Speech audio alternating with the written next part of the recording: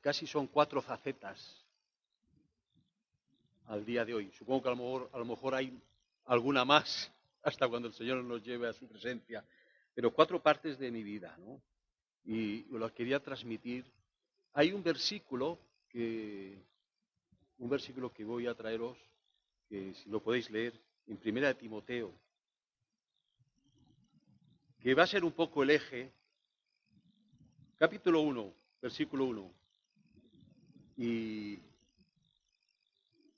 el eje de lo que os voy a compartir. ¿Me oís bien? Antes he tenido un problema con... ¿Cómo te llamas? No me acuerdo. Contigo. Es que como no te oía, soy sordo. Me han trasplantado de hígado, pero la sordera sigue igual. Y me puse nervioso, no sabía qué contestarte, porque no oigo bien. No me oigo ni a mí mismo, pero bueno, es algo... Por eso pregunto, ¿estáis ahí? ¿No? Sí se me oye, sí. Vale. Muy bien, gracias, ¿eh? Bueno, el versículo es sencillo, pero tan profundo. Dice así, dice Pablo, apóstol de Jesucristo, por mandato de Dios, 1 Timoteo 1:1, y dice Pablo, apóstol de Jesucristo, por mandato de Dios, Salvador, y del Señor Jesucristo, dice nuestra esperanza. Casi se podía terminar ahí, ¿no? Y este versículo, aunque parezca que está ahí metido, pero a mí se me ensancha el corazón cuando pienso en esto, ¿no? Jesucristo es nuestra esperanza, dice Pablo, ¿no? Poniéndome un poco técnico, la Biblia dice en el libro de Romanos, en el capítulo 8, habla de que la esperanza es algo que no se ve, lo que os suena un poco 8:24, 22, dice, la esperanza es algo que no se ve, pero es algo que nos ha sido prometido. Es decir, tú tienes esperanza porque hay algo que te han dicho que es real, pero que no lo ves. El apóstol Pablo ora muchas veces en el libro de Efesios, perdón que os hable con la Biblia así, pero es que a mí me viene a veces a borbotones.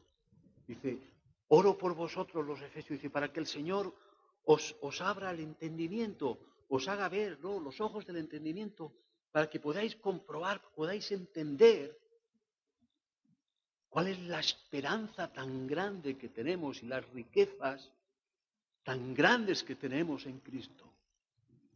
Y a veces los creyentes, y yo me pongo delante, no señalo a nadie, vivimos como pobres, siendo ricos. Y Pablo dice, oro porque el Señor os abra los ojos del entendimiento, para que sepáis cuál es la esperanza tan grande, ¿no? Otras veces también habla, dice, hablando de la palabra de Dios, dice, estas cosas, en el libro de Romanos 15, primeros versículos, dice, estas cosas que se han escrito para que por medio de la enseñanza y la consolación de las Escrituras tengamos esperanza. Y sabemos que Pablo estaba escribiendo Romanos, por lo tanto no está refiriéndose al Antiguo Testamento, ¿verdad? Las cosas que se escribieron se han escrito para que tú tengas esperanza, tengas consolación. ¿Qué grandeza hay aquí, no? Cuando tú miras, por ejemplo, también hablando del Antiguo Testamento, te das cuenta la fe de aquella gente.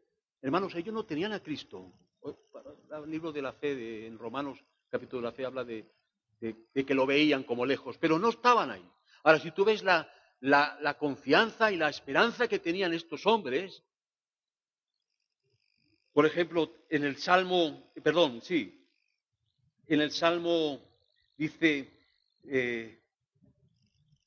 lo tengo aquí apuntado, con los nervios se me va un poco dice en el Salmo 27:13, dice, ¿lo recordáis? Dice, hubiera yo desmayado, dice, si yo no creyese que veré la bondad del Señor. Dice, ¿y dónde? En la tierra de los vivientes. Ellos no tenían una esperanza de que al final de los días, no, ellos pensaban que tenían un Dios, eso es lo que a mí me descoloca de la fe de los antiguos, que la fe que tenían es que Dios iba a responder hoy y ahora a sus demandas. Esa era su esperanza, no era en el más allá.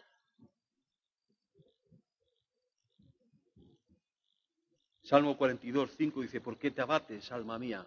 Espera en Dios, porque aún he de alabarle. Pero ellos no están esperando a un año, a dos, no, están esperando, no, yo le voy a alabar, porque tenían una fe en el Dios y ahora.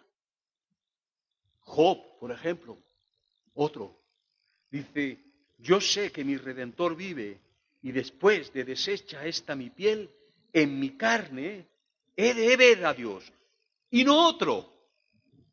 Él tenía la fe de Job, por así decirlo, tenía tal seguridad de que él iba a ser justo, iba a ser declarado justo, su justicia delante de la gente, aún después de muerto, su justicia iba a clamar ahí, no allí.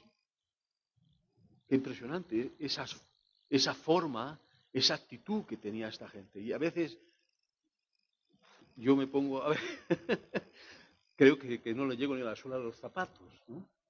Gente que tenía una confianza en Dios, en el Dios de ahora, que Dios iba a responder.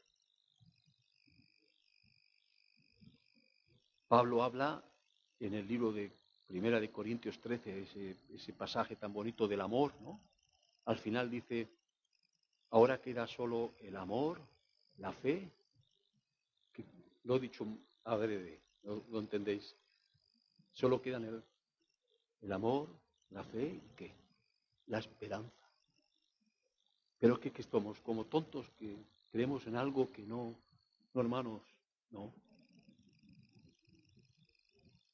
Creemos en un Dios muy real, yo al menos. Yo creo en un Dios muy real. Y las circunstancias que han pasado me han hecho afirmarme muchísimo más, muchísimo más. ¿Qué cosas? Yo me gustaría hablaros de 4 cosillas que para mí son mi esperanza, la esperanza que yo encuentro en Cristo. A lo largo de este tiempo, espero escribir alguna más, pero a lo largo de este tiempo hay 4 cosillas que yo puedo centrarme en esa esperanza, como dice Pablo, mi esperanza, mi Cristo. Esa es mi esperanza. La primera, y ahora podemos manejar un poco la Biblia. Evangelio de Juan, capítulo 3.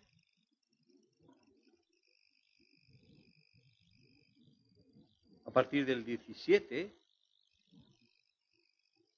Jesús, Nicodemo, le va a ver de noche. Conocéis el texto, ¿verdad?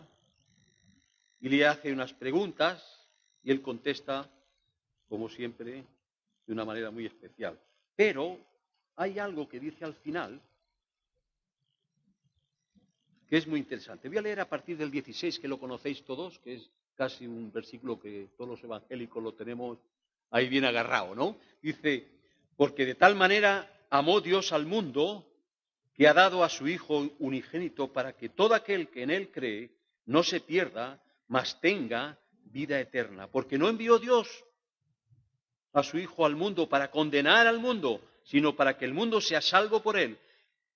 El que en él cree no es condenado, pero el que no cree ya ha sido condenado, porque no ha creído en el nombre del unigénito Hijo de Dios. Y esta es la condenación, que la luz vino al mundo, y los hombres amaron más las tinieblas que la luz, porque sus obras eran malas. Porque todo aquel que hace lo malo aborrece la luz, y no viene a la luz, para que sus obras no sean reprendidas, mas el que practica la verdad viene a la luz, para que sea manifiesto que sus obras son hechas en Dios. El primer punto que quería hablaros es, lo tengo aquí subrayado, la esperanza que yo tengo en la lucha moral contra el pecado y la reconquista del yo. Sé que suena muy rimbombante, pero lo defino así. La lucha contra el pecado es un poco antigua, no es de ahora, es muy antigua. ¿Conocéis el cuento, mito de Giges? Igual os suena un poco raro. Bueno, yo lo voy a contar, ¿vale? Voy a contar el cuento. Es un cuento mitológico, medio verdad. un filósofo cuando estudiábamos, se llamaba Platón, hizo una moraleja muy interesante con un toque que hace pensar. A mí me hizo pensar. Te voy a contar el cuento, ¿vale? Dice que había un pastorcillo, era muy bueno, buenísimo. Y esto es parte del cuento, verdad, que fue verdad también, pero él lo hace con un poco caricatura. Dice, este pastorcillo iba con sus ovejucas y con sus cabritas y resulta que de repente hay un terremoto. Y en ese terremoto se abre una peña. Y dentro de una peña había una tumba antigua, con un caballo de bronce y un cadáver con un anillo. Este cuento ha sido base para muchas películas. Pero el anillo era un anillo especial, era mágico. Cada vez que se lo ponía se hacía invisible. ¿Se recuerda alguna película de eso? Bueno, se hacía invisible. ¡Ay, con el pastorcillo! ¿Sabes lo que hizo el pastorcillo con el anillo? Mató al rey, se casó con la reina y cada vez que se lo ponía hacía de sus fechorías. Eso suena... Pero la moraleja, el puntillo que dice Platón, dice, somos lo que somos cuando nadie nos ve. Es decir, cuando la gente nos ve, parecemos. O influenciados por las leyes, no hacemos las cosas. Nos cuidamos. Pero cuando nadie nos ve, ¿qué hacemos? Moraleja, ¿realmente somos lo que somos cuando nadie nos ve? Y tiene su cosa, ¿verdad? Jesús le da la vuelta a la tortilla y dice, si venís a la luz,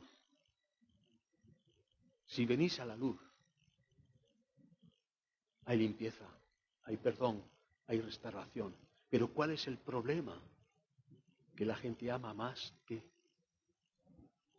las tinieblas, la oscuridad, no te vean.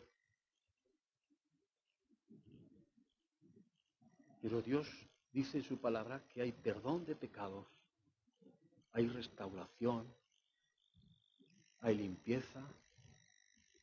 Yo cuando era joven venía del mundo catoliquillo que yo estaba, que era muy... No tengo nada en contra, yo viví cosas muy importantes ahí, pero creo que Dios me fue trasladando y fui conociendo cosas y realmente para mí, mi madre me decía, te has cambiado la chaqueta, te has quitado, ahora ya no amas, ya no me quieres a mí, me decía mi madre. Digo, ¿cómo no te quiero a ti? Porque no quieres a María. Digo, mamá, por favor, ¿cómo no voy a querer yo? Te quiero muchísimo, pero ella pensaba que había pedido, no, que yo fui conociendo cada vez más, cada vez más. Y lo primero, que yo vengo de un mundo donde era condenación, y yo, madre mía, con lo joven que yo era, los pecadillos que tenía por ahí, yo que iba a confesarme cada 2 por 3, ¿no? Pero resulta que vengo al protestantismo y hay más pecados todavía. Y entonces, claro, pues que sí, hay muy... Y entonces, mirad, un día estaba tan desesperado, me quería ir de la iglesia, por toda una tontería más grande. Y me acuerdo un señor, un pastor que vino a predicar, y yo como joven le conté todos mis pecadillos, me abría él toda la conciencia. Ya os imagináis a qué tengo que hablar yo. Y me acuerdo este hombre, y nunca lo volví a ver más. Dice, hermano, usted lo que no ha entendido nunca es la justificación por la fe. Y yo, ¿qué está diciendo este? Yo no voy a decirle nada, yo voy a orar por usted. Y empezó a orar, no pasó nada especial. Pero al cabo de varios meses estaba yo en una reunión, éramos menos, 6, 7 éramos en la iglesia. Y de repente empecé a levantar mi voz, empecé a orar y me puse a llorar como una magdalena.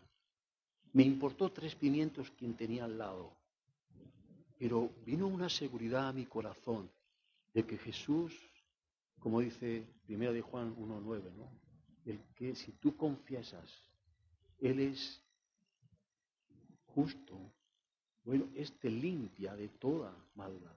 Tuve una experiencia del perdón de los pecados. tuve una experiencia de que entendí que Jesús había muerto por mí, por todos, pasados, presentes, futuros. Esto no quiere decir que, venga, vamos a seguir pecando, ¿no? Pero, hermano, muchas veces cometemos errores. Necesitamos volver otra vez a la limpieza. Tenemos que venir a la luz otra vez para liberarnos de esas cosas. Los que andamos en la luz queremos más luz. No queremos vivir en las tinieblas. ¿Sabes lo que le pasa a la gente que vive con esas cosas ahí ocultas? Se vuelven como cactus, secos por dentro y pinchan por fuera. Estás hablando con alguien y bueno, ¿qué le pasa? ¿Qué le he hecho yo? ¿Pero qué le ha pasado a este? Es que están con ellos mismos mal y están con todos mal. No sé si conocéis a alguien, pero bueno. Y tenéis que, yo como pastor digo, Señor, ábreme los ojos porque yo no sé qué me está pasando con este. Pero sucede. El pecado debilita, hermanos. Llevamos algunos años ya en el Señor. El pecado nos quita fuerza, nos debilita. Tenemos que venir al Señor las veces que haga falta. El problema es que tenemos las luchas, amamos más. Decía un filósofo, Séneca era de por aquí también, ¿no? Que a mí me gusta mucho estudiar a la gente. Dice, el problema de los problemas es que nosotros amamos y odiamos a nuestros pecados. A mí esas cosas me hacen pensar, ¿la lucha dónde está? ¿Verdad? En que amamos, ¿no? Es una lucha antigua. Pablo decía que con mi mente quiero servir al Señor y veo otra ley en mí. Pero gracias que Jesús murió, Romanos capítulo 6, no lo tengo que decir, lo conocéis. Gracias que Jesús murió por mí. Pero hay una lucha. Por lo tanto, la lucha es antigua también. Cosas prácticas, por favor. Júntate con aquellos que antes hemos venido a adorar. Júntate con aquellos que adoran y alaban su nombre. Quien buen árbol se arriba, a quien buen árbol se arrima, algo te pega. Por favor, mantén tu comunión con Dios siempre. Y yo le digo una cosa a los jóvenes que se quedan para ti. Digo, mira, si has cometido un pecado, no tardes ni 3 segundos en volver otra vez y pedir perdón. ¿Sabes qué pasa? Que he visto a la gente alejarse por tonterías, y un día y otro, y uno se aleja tanto después que le tanta vergüenza después de volver. Así que cuando tú sientas las caricias de esas cosas que sabes que no están bien, no tardes en volver. Ven otra vez. Acuérdate de que Pablo también tenía esas luchas, que el pastor que está aquí delante las sigue teniendo. Mantente lo que más puedas cerca de Dios. Ven a la luz. La segunda, la esperanza sobre las circunstancias. Primera de Timoteo 4:10. Primera de Timoteo, versículo 4:10.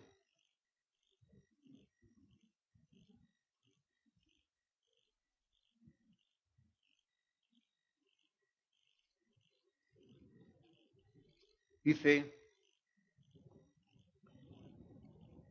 por esto mismo trabajamos y sufrimos oprobios, porque esperamos, dice, en el Dios viviente, que es el Salvador, mira, de todos los hombres, mayormente de los que creen.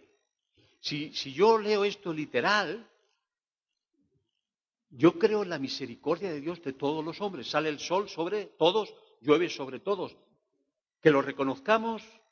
Oye, una vez estuve escuchando a un pastor, David Burr, no sé si lo conocéis, pero y vino alguien, venía a la iglesia, pues como yo, venía también de la iglesia católica y decía, y bueno, y los milagros que hace la Virgen de Lourdes, preguntaba esas cosas inocentemente. A ver, la gente hay que entender las cosas, a veces nosotros vamos dando palos ahí, pero la gente viene con su ignorancia, bueno, ¿y esto cómo? Dice, ¿cómo es posible? Dice, yo creo en la misericordia de Dios por encima de todo.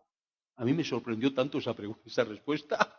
Claro, porque era un evangélico, me había convertido ya a la otra parte, ¿no? Hermanos, es que Dios hace milagros a todos.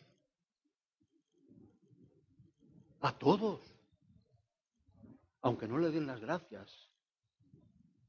Un día le reconocerán. Pero Dios hace grandes cosas a todos. Ahora bien, mayormente, dice, a los que creen. Nuestra vida tiene que estar en las manos de Dios. Nuestras luchas, nuestras experiencias de fe. A poner nuestra confianza en Dios. Hermano, y esto no estamos exentos de sufrimiento. Hay que repetirlo, ¿eh? Yo pensaba que hay mucha gente que piensa que en un Dios que no nos hace pasar por según qué cosas, ¿no?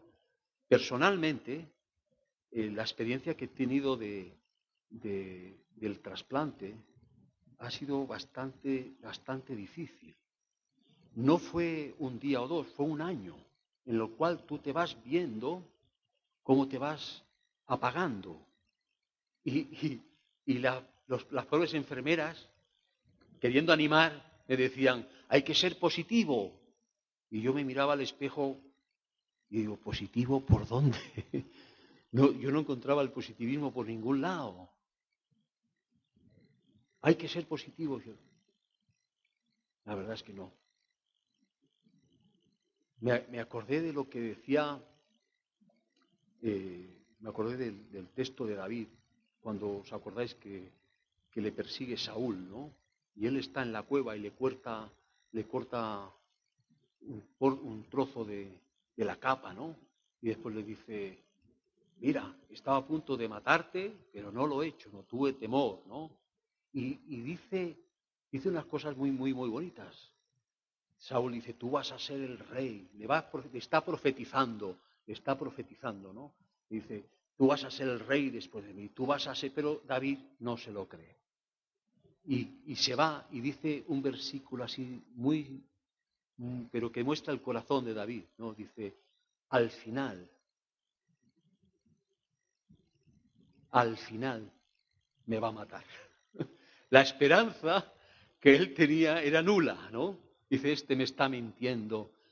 Pero hermanos, y esto lo digo desde lo profundo de mi corazón, al final, ¿quién es el principio y quién es el final?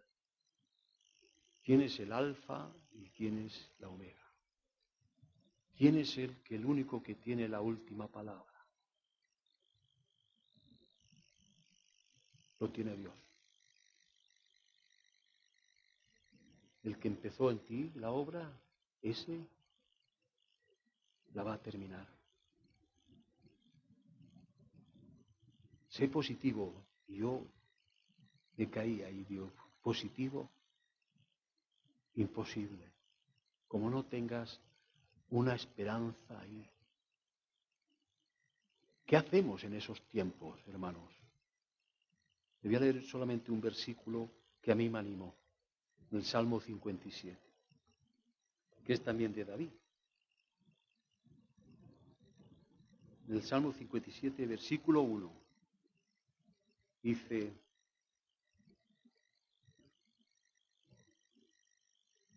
que estaba David en la cueva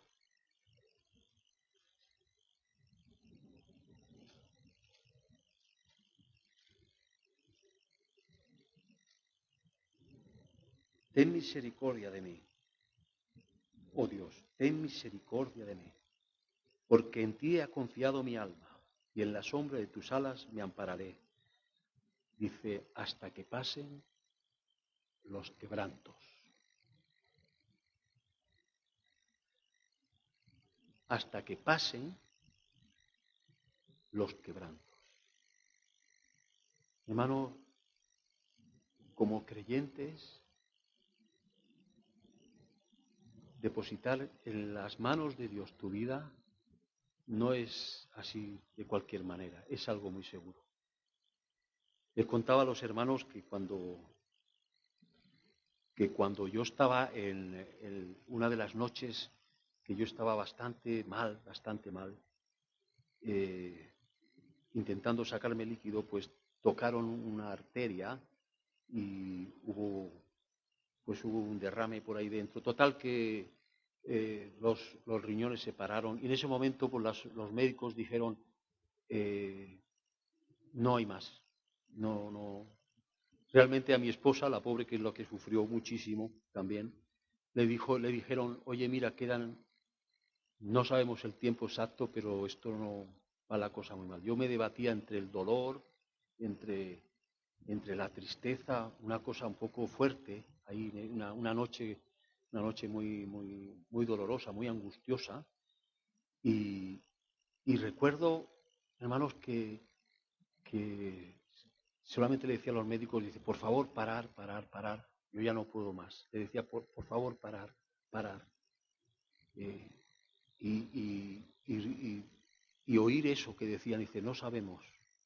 Y esa noche, pues, le entregué mi vida otra vez al Señor y dejé mi vida, mi espíritu en sus manos.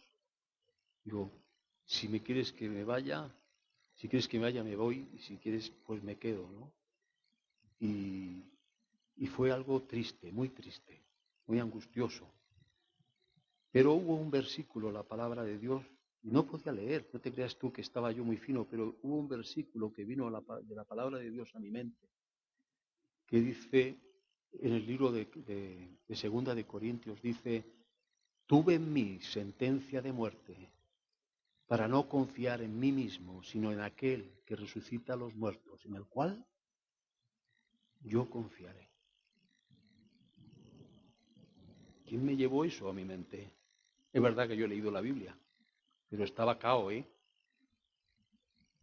Yo creo en un Dios que está cercano de los que sufren.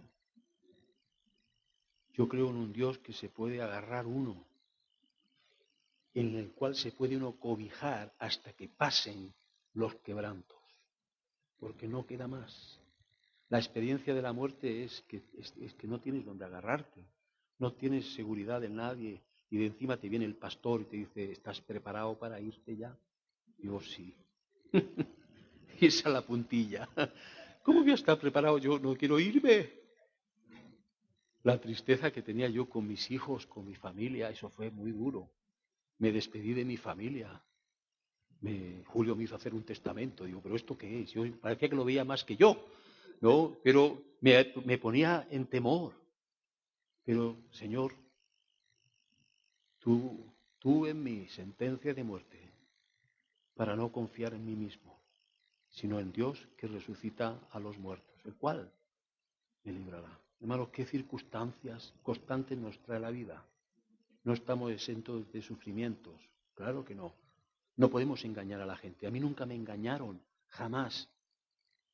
Solo me dijeron que Dios estaría conmigo, eso sí, pero nunca me engañaron.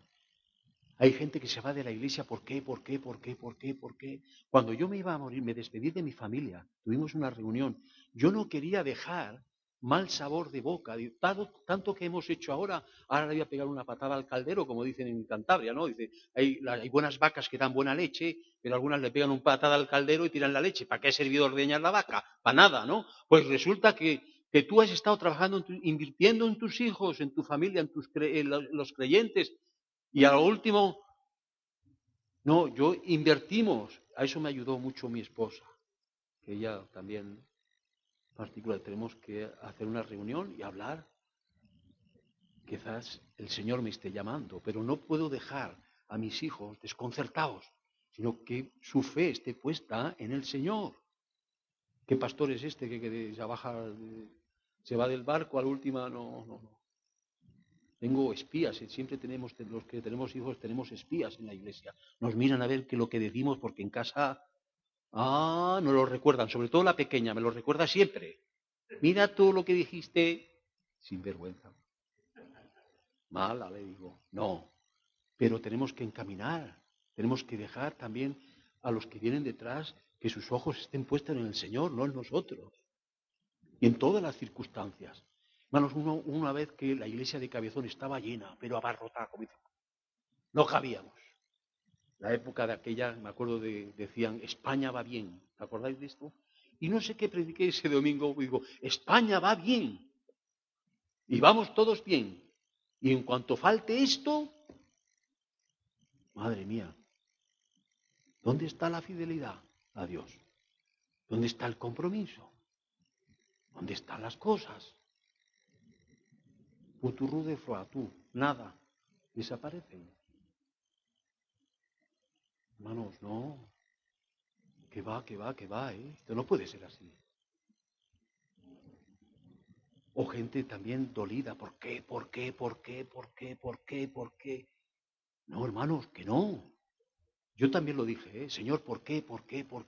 Un año, No estoy hablando de un día para otro y se te pasó. Cuando yo me encontraba bien, digo, hoy ya ha pasado, gloria a Dios, ya puedo dar testimonio. ¿Qué va? Un año ahí y no veía. Y una vez el pastor Julio me dice, basta ya, Jesús, ¿para qué? ¿Cuáles son los cristianos somos los únicos que podemos decir que en el sufrimiento hay un propósito? Y te digo yo que lo hay. Yo tuve una cura de humildad. Te tienen que dar de comer, te tienen que limpiar, te tienen que poner pañales, tienes que estar dependiente de la gente. Y decir, muchas gracias. Agachas la cabeza, Ves sufrir a la gente. Gente que fallece a tu lado, me desconcertaba.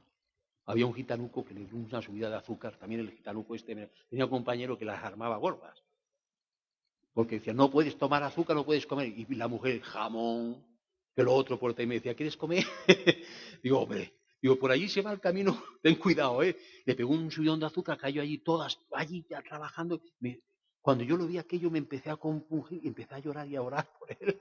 Porque es que llegó un momento que el sufrimiento de la gente, lloraba vamos, como una magdalena.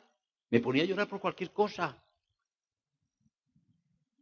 Porque según el consuelo, ¿no? Hay que ser consolados por Dios. ¿Para qué? Para poder consolar a otros. ¿Por qué la gente no se convierte? ¿Por qué la gente no escucha? Pues la gente no nos escucha. Hay un texto ahí en Éxodo que, hablando de Moisés, dice, no le escuchaban por la amargura de espíritu y la dura servidumbre. Es que hay gente amargada, hay gente hecha polvo y gente que tiene un peso sobre sí mismo que no te pueden escuchar. Entonces, ¿qué hay que hacer? Y a veces Dios permite que nosotros pasemos por momentos de sufrimiento para poder entender realmente a esa persona que nos habla de una manera real y saber consolar. Y hermanos, llega la palabra de Dios.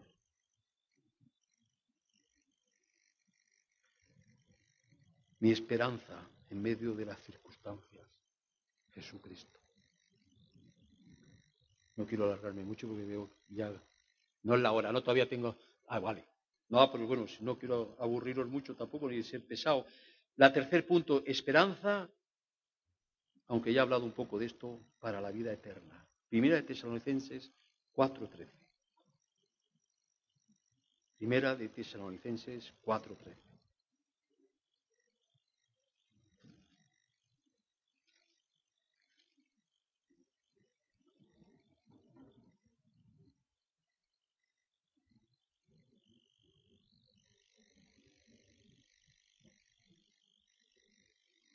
Dice, tampoco queremos, hermanos, que ignoréis acerca de los que duermen, para que no os entristezcáis, dice, me gusta esta expresión, como los otros, que no tienen esperanza. Porque si creemos que Jesucristo murió y resucitó, así también traerá Dios con Jesús a los que durmieron. Me encanta este texto. Dice, lo vuelvo a repetir porque dice, no ignores acerca de los que duermen, que han fallecido, para que no os entristezcáis como los otros que no tienen esperanza. Hermanos, ¿quién son los otros? Los que no creen, los que no tienen esperanza. Hermanos, esto no se termina aquí. Esto no se termina aquí. Pablo decía, ¿dónde está muerte tu aguijón? ¿Dónde está? Tampoco digo que vais a ir a la muerte alegremente. Yo tuve una tristeza muy grande. La tristeza por dejar a mi familia. Eso era lo mayor. Eso era lo mayor. Pero tenía una seguridad. Recuerdo a los médicos que venían, y una vez una pareja de médicos, una médico, y yo les decía a ellos, dice, estaba también un poco muy emocionado en ese momento, ¿no?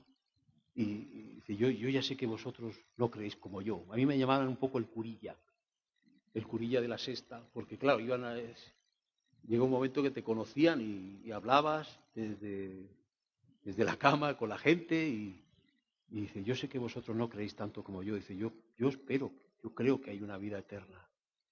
Yo creo que hay un más allá, pero no me gustaría morirme, ¿eh? Y de repente empezó a llorar la médico, porque era real. ¿No? Y no le puedes decir que ya sabía lo que había, ¿no? Yo sé, no me gustaría. Y me centré mucho en ese tiempo, una de las cosas, me centré mucho en la vida de Jesús. Ya que le voy a conocer cara a cara, mejor estar preparado. Él cuando está muchas veces ahí por el Evangelio de Juan, muchas veces repite y dice, mi alma está angustiada hasta la muerte. Lo está diciendo Jesús. Hombre, nosotros sabemos que resucitó, ¿verdad? Pero mi alma está angustiada hasta ese bautismo de muerte. No fue fácil, fue algo triste. Ayer estuvimos con la tumba del hermano Dross, Werner, que su hijo dice, mi padre no se hubiera enrollado tanto. Estábamos todos ahí recordando, ¿no? Dice, mi padre no se hubiera enrollado tanto aquí, ¿no? Pero sabemos que ahí hay esperanza, no hay desesperanza. Cuando Jairo era, ¿no? Se le muere la hija, ¿no? Y va y le pide a Jesús que vaya a verla antes de que él conozca, ¿no?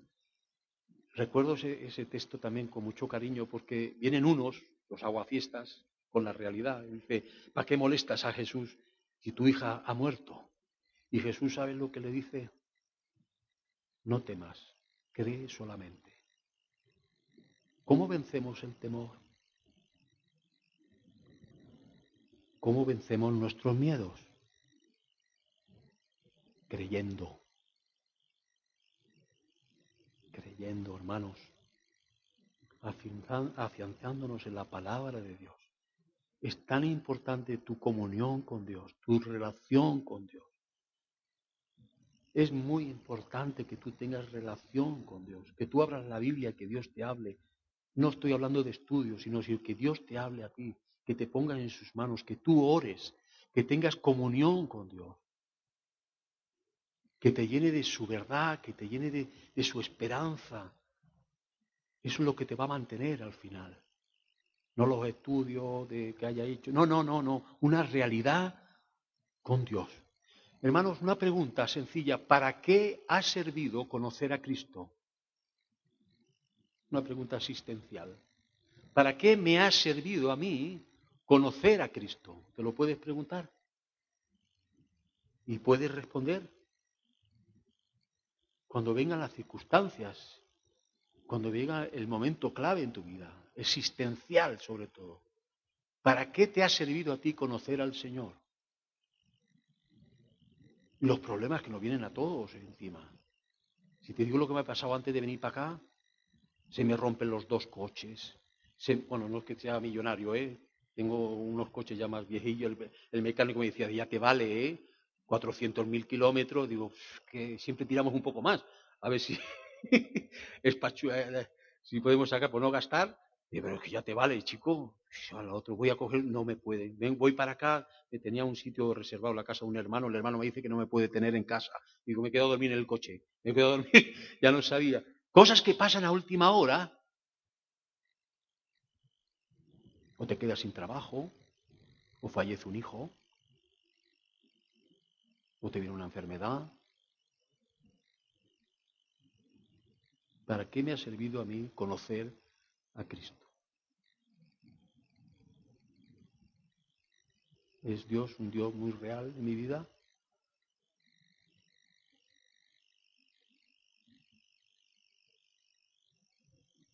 La última, la esperanza de este Evangelio. Colosenses 1:27.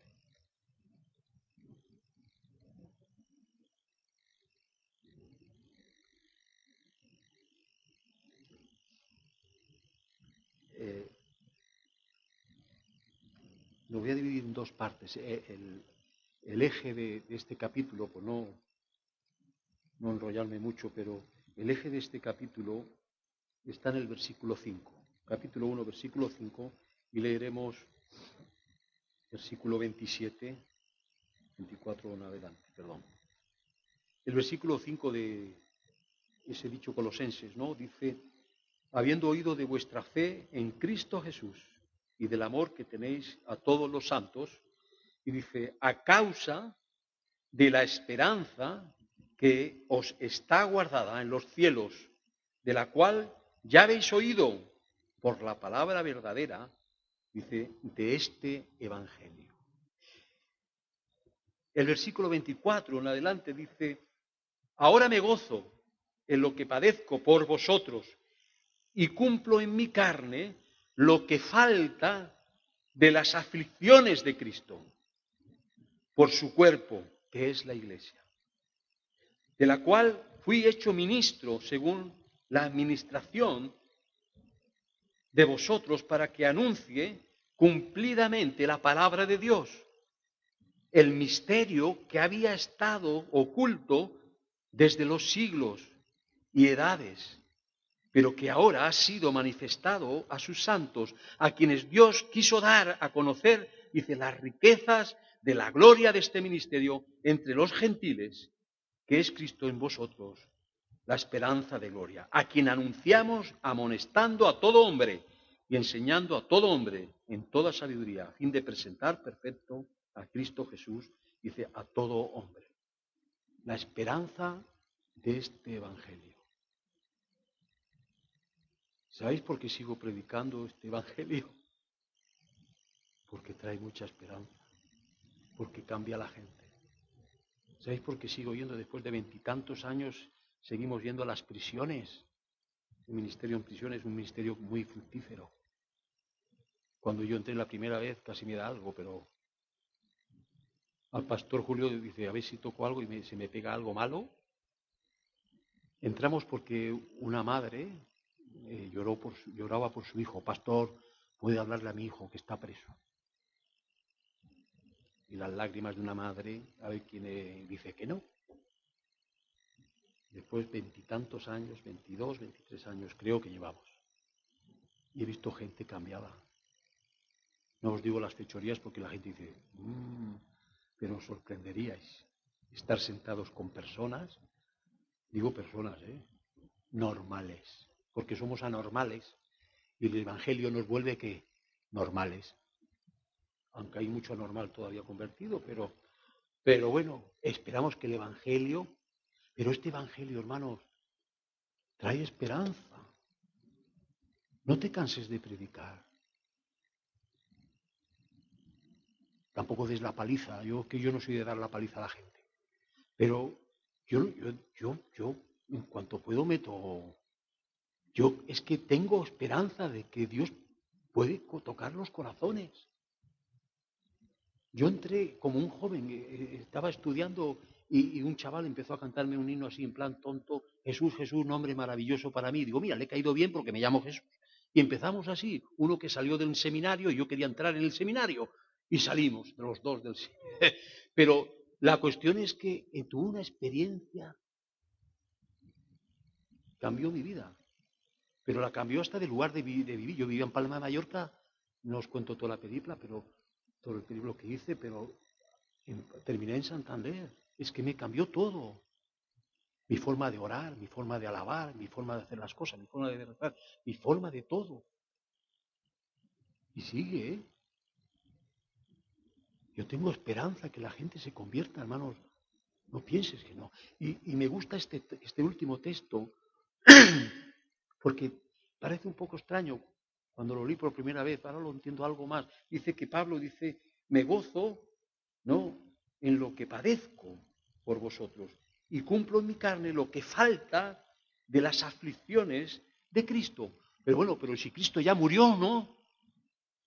No, ya lo pagó todo, se acabó el sufrimiento, ¿no? Todavía tengo un hermano que no se ha convertido. ¿Cuántos hay de aquí vosotros que hay gente que piensas que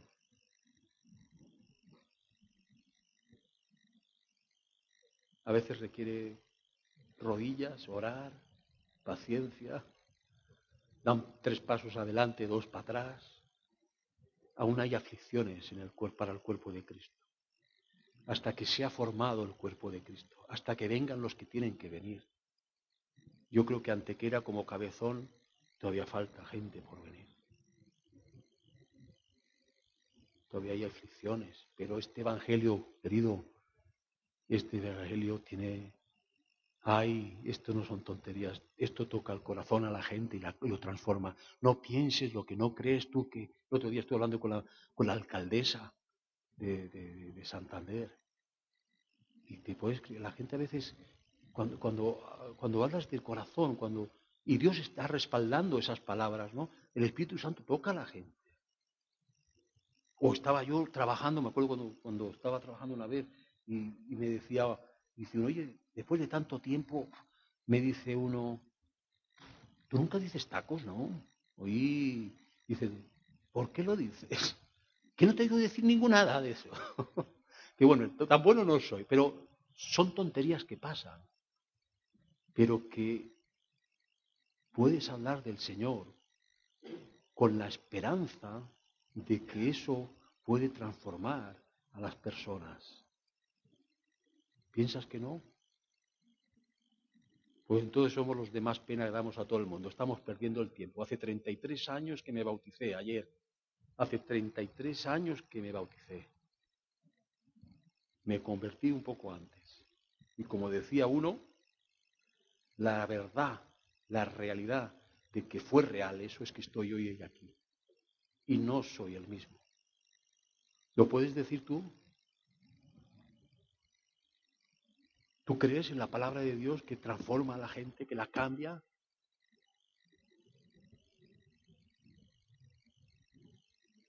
Tenemos un Dios muy grande, hermanos, muy grande, muy grande. No tengo más que compartiros, pero como leía el versículo, Jesucristo, nuestra esperanza, para todo. En nuestras circunstancias, ante el porvenir, para nuestro pecado y nuestra lucha y nuestra conquista de nosotros mismos, tenemos poder para llegar a ser lo que Dios quiere que seamos y decir no ante esas cosas. Y seguir luchando y predicando y avanzando y sembrando, esperando de que eso no está en mí, sino está en el poder de Dios. ¿Quieres oramos, Miguel? ¿Pides o...?